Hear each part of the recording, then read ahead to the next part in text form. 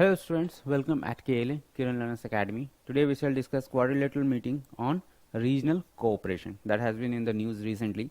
Okay, recently we saw that United States, Japan, India and Australia met in Manila on the sidelines of the Association of Southeast Asian Nation and East Asia Summit, that is ASEAN and East Asia Summit.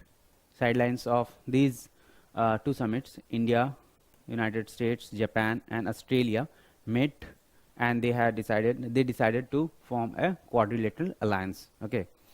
Now this quadrilateral alliance has generated a global discourse on forthcoming geopolitical conditions if this alliance came into existence, because of China's growing influence on global trade and commerce as well as strategic issues, China's growing assertiveness in the Asia Pacific waters now has created a kind of distrust among its members, and for Japan, United States and India, this growing assertiveness and growing influence is an issue of much concern. So these four countries have come together and they are contemplating to form a quadrilateral alliance.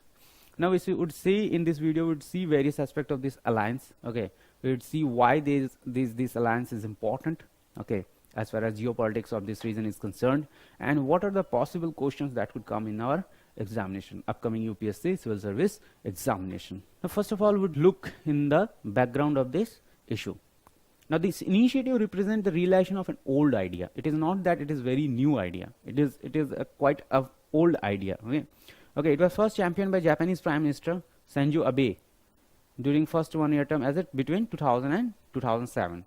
So if someone is ask you that when this idea of quadrilateral alliance was first propounded, you should answer that it was propounded in 2006-07 by Japanese Prime Minister Shinzo Abe, who is also the current Prime Minister of Japan. Okay. Now that time it was propounded, but due to lukewarm response from India and Australia, it could not come into serious discourse. But now as we see now the developments in this region is very much ripe for any alternative alliance that come to challenge Chinese influence. Okay, so these kind of developments now is conducive that such kind of an alternative like quadrilateral alliance come into reality. Okay, in 2006-07 when these countries met, it was unable to sustain momentum because China expressed concern about very much that what it was, and it saw an attempt to containment of by like-minded countries. So because of China's very response, it was put in the cold bag. Now the meeting in Manila was primarily the result of renewed interest in Tokyo and reciprocal interest in New Delhi, Canberra and Washington. Okay, as I discussed, because of these renewed interests stemmed from the current development that China's assertiveness has been growing day by day. Okay, and now it has grown to that extent that it is really threatening a kind of international law and order, etc. And also it also undermines the the sovereignty of countries like Japan and South Asian countries and United States also to some extent. Okay, so it was convened in Manila in the sidelines of the summit of East Asian Summit and Asian Countries Summit.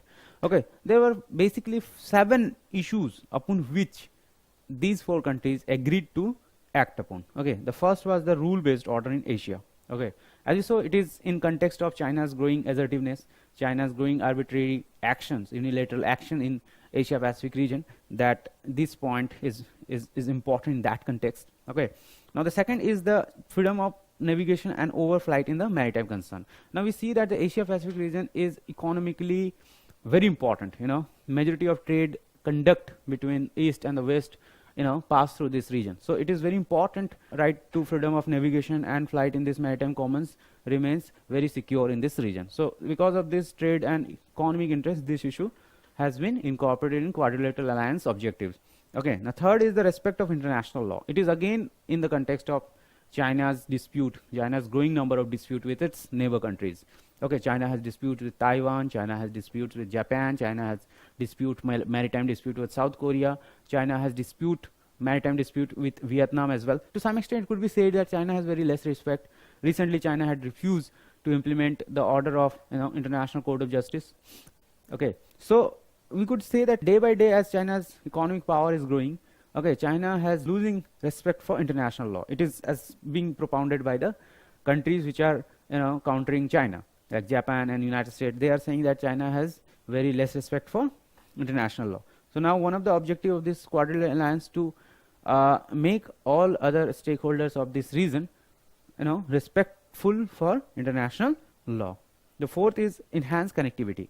As we see that China's Belt and Road Initiative is in progress, okay, and many countries across the world are joining it. Okay, so now Japan, United States, India, they want their infrastructure grow in this region, but not essentially with the help of Chinese. So now this is one of the important objectives of quadrilateral alliance. They want to improve the infrastructure and enhance connectivity among the trade countries. Okay, now the maritime security is also very important. Okay, we see that now this maritime region has become increasingly unstable. Okay, as far as the number of dispute is concerned. So now this is also one of the very much bigger concern for these four countries which are coming into an alliance known as quadrilateral alliance. The sixth issue is the North Korean threat and non-proliferation. Now we see that how escalated situation now is. The nuclear proliferation issue is very much serious in this region, because North Korea has already possessed nuclear weapons, and it time and again it threatens United States and other countries to face the nuclear weapons if it is instigated. Okay, now terrorism is also very important. Okay, now we see that some of Southeast Asian countries are facing serious challenges from terrorism. Countries like Malaysia, Indonesia, Thailand, they are facing severe challenges, including India. India is also facing severe challenges from terrorism, and so it is also one of the important objectives of quadrilateral alliance.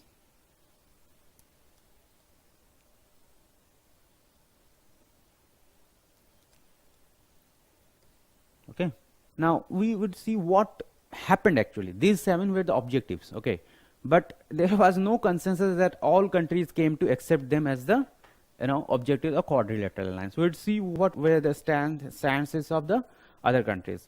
Australia and the United States, they were on same book. They accepted all 7 objectives, and they said that these 7 objectives should be part of the framework of quadrilateral alliance. However, Japan omitted any mention of enhancing connectivity. Okay, because Japan is already part of Belt and Road Initiative. Okay, Japan is on board with China to build infrastructure across this region. So Japan Japan differed from mentioning from any act of mentioning connectivity in the region. It did not want to anger China on this respect. Okay, so Japan did not mention anywhere directly the connectivity. Okay, which was also one of the 7 broad objectives of quadrilateral alliance. Okay, so now, but meanwhile India did not mention explicitly the freedom of navigation and overflight and respect for international law and maritime security. So now what India did, we can see and we can analyze what India did. India simply did a simple thing, that India did not want to confront China directly on this matter, and India also did not wish to be projected somewhat which is trying to contain China. United States and Australian plan is very clear that they want to contain China. Okay, but Japan has deferred from directly mentioning connectivity because Japan's interest is there. Japan is already part of Belt and Road Initiative. Okay, and it did not want cause anger to China. Okay, on this respect, so it did not mention anywhere explicitly connectivity.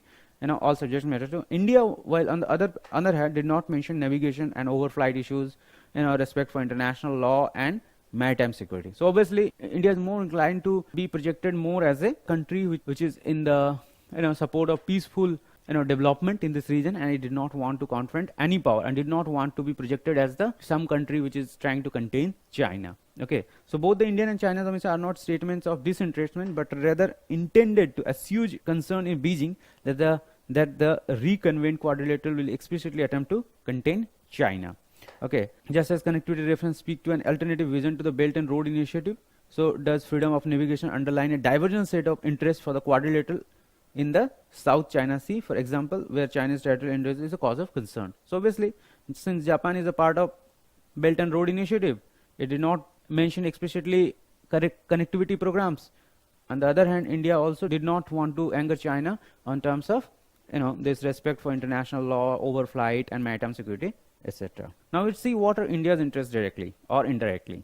For India, the reconvening of the quadrilateral is an opportunity for 4 like-minded countries to foster a free, open, prosperous and inclusive Indo-Pacific region. Okay. Now, India has always been dreaming of playing much bigger role in Asia Pacific, and this quadrilateral alliance allows India to play that bigger role. Okay. India's statement on this issue is emphasized particularly the vision for regional connectivity for the quadrilateral and values for promotion of peace, stability and prosperity in this increasingly unstable region. So India wants to come out as a leader, okay, which is in favor of promotion of peace, stability, prosperity, shared prosperity, etc.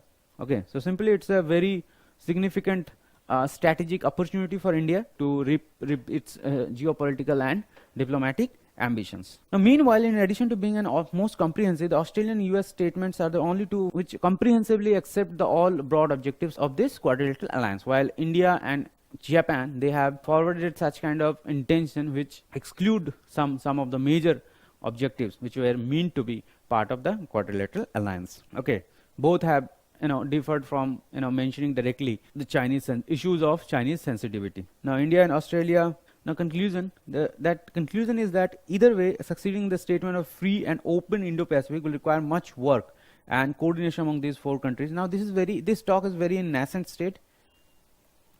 stage, and we all 4 countries need to overcome major barriers. Like there will always be disagreements, and there will always be China would also try to put some hindrances in the way of these four countries to conclude alliance, for a sense of an alliance. And it is also now the countries which are located in this region, Asia Pacific region, they have to also play much bigger role. Okay, they have to see that in which part their interest lies on, and they would act accordingly. So now this issue is not that important per se, but obviously a question could be expected from this issue in mains 2018, and so students need to read this topic very holistically and try to understand various aspects.